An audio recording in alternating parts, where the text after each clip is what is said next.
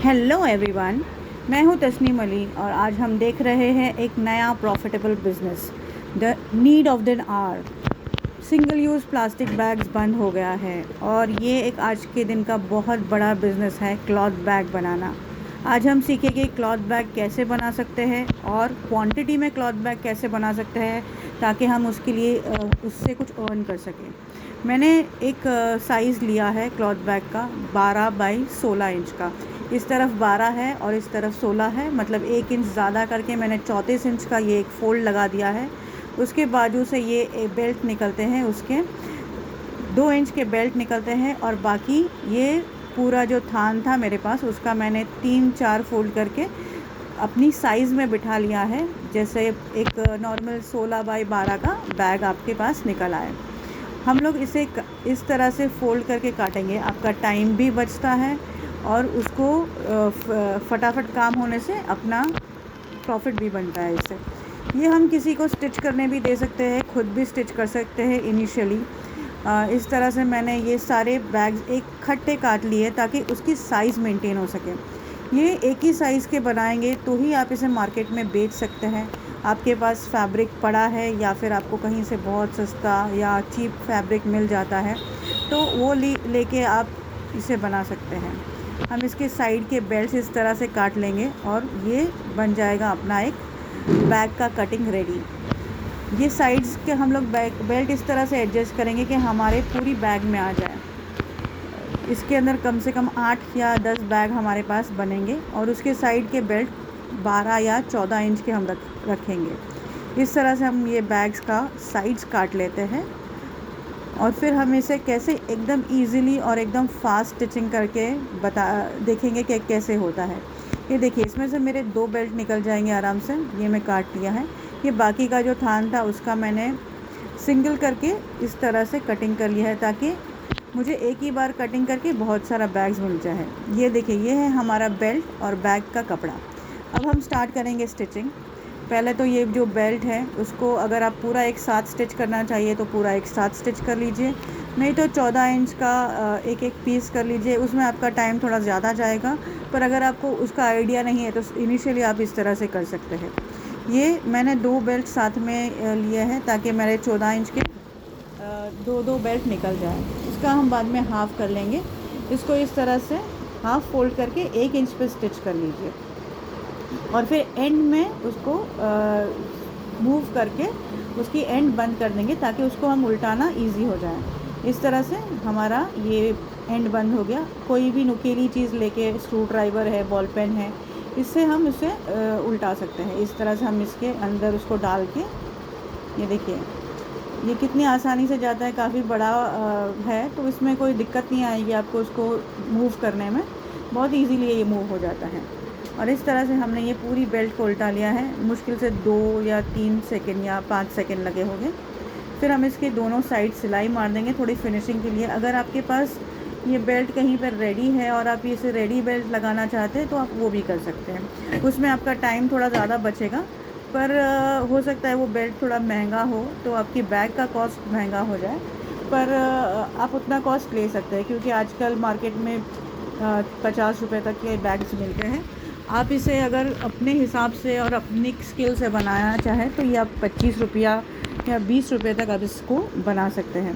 हमने भी ये एक फैब्रिक लिया था जिसका पॉलिएस्टर फैब्रिक है, जो बहुत ही ड्यूरेबल है और उसका कलर गारंटी है। आप इसको कहीं पे भी यूज़ करेंगे, 10, 12, 15 बार धोएंगे तो भी उसका कलर फेड नहीं होता है।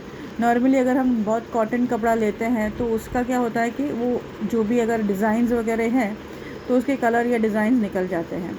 तो इस तरह से हमने इसकी पूरी बेल्ट स्टिच कर ली है दोनों साइड पे। ये आप अगर एज मशीनिंग नहीं मारना चाहे तो आप उसे डायरेक्टली भी यूज़ कर सकते हैं। मैंने उसको थोड़ा फिनिशिंग देने के लिए एज मशीनिंग यूज़ किया है। अब इसको हम आधा कर लेते हैं, जो एक्स्ट्रा सब बचा हुआ है उसको काट के हम ये बेल्ट को आधा कर लेते हैं। फिर हमारी जो बैग है उसको हम स्टिच करना शुरू करेंगे।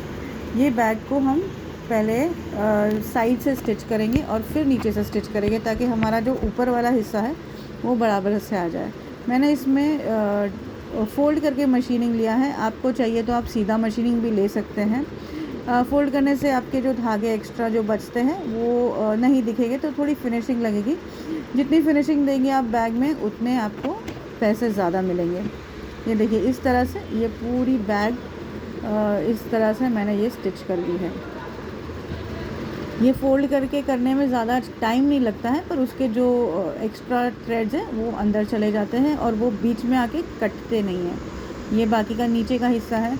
यूजुअली नीचे का हिस्सा अगर आप स्टिच कर लेंगे तो ऊपर की तरफ आपको दिक्कत आती है, कभी कभी कपड़ा खिंच जाता है, तो आप नीचे की तरफ उसको एडजस्ट कर सकते हैं, ऊपर की तरफ आपका सीधा निकलेगा।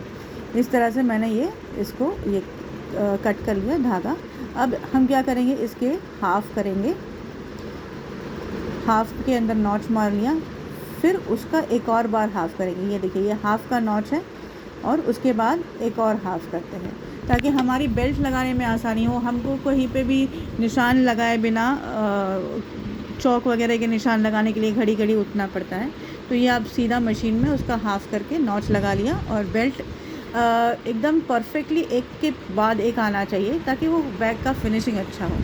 अब हम इसका 1 इंच का पट्टी अंदर की तरफ मोड़ लेंगे और ऊपर से हम दाब सिलाई में पहली बार एक बेल्ट का एक सिरा लगा लेंगे इस तरह से।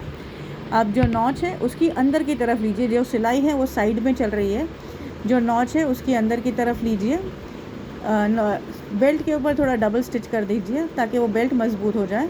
और फिर उसके आगे चलते हैं, दूसरा जो नॉच है उसके भी अंदर की तरफ लेंगे, जैसे इस तरफ अंदर की तरफ लिया, उसको भी हमने डबल मशीन चला लिया है और उसकी पट्टी आगे से हम फोल्ड करके अब हमारा नेक्स्ट बेल्ट लगा देंगे। ये नॉच मारने से आपका काम बहुत इजी हो जाता है क्योंकि वो आगे पीछे हमको वापस उसका मेजरमेंट नहीं करना पड़ता है। और अगर आप पेन से वगैरह मार्किंग करते हैं तो आपको कभी कभी क्या है ना, उल्टे सीधे में 2 बार घुमा घुमा के आपका टाइम जाता है, तो ये आपका टाइम भी बचता है इसमें और काम फटाफट होता है। अगर आपको इसमें और टाइम बचाना चाहे और अगर आपको क्वांटिटी बनानी है तो आप पहले सिर्फ बेल्ट बना सकते हैं। पूरे बैग्स के बेल्ट बनाने के बाद फिर बैग बनाना शुरू कीजिए, तब भी आपके बहुत टाइम बचेगा। जब आपके फ्री टाइम हो या टीवी देख रहे हैं या कुछ फ्री है, तब उसके बेल्ट उल्टा के आप सीधा कर सकते हैं। अब देखिए मैंने जो ये पट्टी है उसको वापस फोल्ड करके मशीनिंग शुरू किया है। आपकी बेल्ट की नीचे की फिनिशिंग भी आ जाएगी और आपको उसको एक्स्ट्रा कुछ एफर्ट्स नहीं डालना पड़ेगा और आपका काम बहुत फास्ट हो जाता है इस तरह से। देखिए बेल्ट की कहीं से फिनिशिंग कहीं से भी धागे नहीं निकलेंगे, कपड़े के कहीं से धागे नहीं निकलेंगे और आपकी बैग की एक अच्छी फिनिश आ जाएगी। ये देखिए बहुत लोग इसको ऐसा करते हैं कि साइड्स मार के रख दिया, एक साइड में उल्टा लिया, फिर उसके नॉच मार दिए, तो क्या आपका अगर क्वांटिटी काम कर रहे हैं तो आपका टाइम बचेगा। अगर आप इसको कहीं बाहर स्टिच करना देना चाहते हैं तो आप इसकी 5 रुपये तक सिलाई देंगे तो भी आप इसका एक अच्छा खासा इनकम जनरेट कर सकते हैं। बाकी का बैग्स का फैब्रिक अगर आप कैलकुलेट करेंगे तो 1 मीटर में आपके करीब 2 बैग तो निकल ही जाते हैं। तो अगर आपके पास कुछ सस्ता फैब्रिक मिल जाता है तो आप उससे बना सकते हैं। ये बैग बनाने के लिए ऐसा कोई डिज़ाइन ये कुछ ज़्यादा इम्पोर्टेंट नहीं है, ओनली थिंग इज़ के वो कैरी करना चाहिए आपका जो भी है वज़न। और बहुत ज़्यादा फैब्रिक ऐसा कॉटन का जो लूज़ फैब्रिक आता है वो ना लीजिए। पॉलिएस्टर सिंथेटिक बहुत अच्छा पड़ता है इसके लिए, और अभी बारिश का सीज़न भी है तो उसके अंदर वो सूख भी जल्दी जाता है कभी अगर गीला हो गया तो। इस तरह से देखिए आपका बैग रेडी हो गया। In not less than 5 minute में आप पूरा बैग रेडी कर सकते हैं। और ये अगर आप किसी को दें तो भी उसके लिए भी बहुत प्रॉफिटेबल बिज़नेस रहेगा क्योंकि ये काफ़ी क्वांटिटी में एक लेडी बना सकती है। इस तरह से मैंने इसको यूज़ कर लिया है। अब इसका फोल्डिंग और पैकिंग भी मैं आपको बता देती हूँ ताकि आप इसको कहीं पे भी नॉर्मल ग्रोसरी शॉप्स या फिर आजू बाजू में जो भी छोटे मोटे दुकान हैं वहाँ पे आप दे सकें। ये देखिए इसको आपने हाफ़ फोल्ड किया, बेल्ट अंदर डाल दिए ताकि वो बीच में नहीं आएंगे, उसके बाद उसको एक और हाफ़ दिया। ये ऐसा है कि प्रोफेशनल चाइना का जैसा पैकिंग आता है वैसे आप कर सकते हो। फिर उसको ऐसा रोल करके मैंने एक 6-6 का पैकिंग बनाया है और ये मार्केट में काफ़ी अच्छा चल रहा है। अगर आपको ये डायरेक्टली लेके बेचना है तो ये हमारे पास अवेलेबल है, और अगर आपको बनाना है तो आप इस तरह से बना के भी बेच सकते हो जैसे आपको लगे।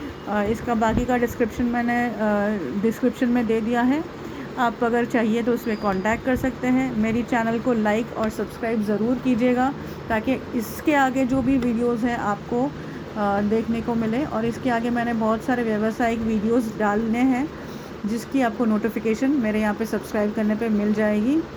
और गुड अगर आप ये चालू करते हैं बिज़नेस तो।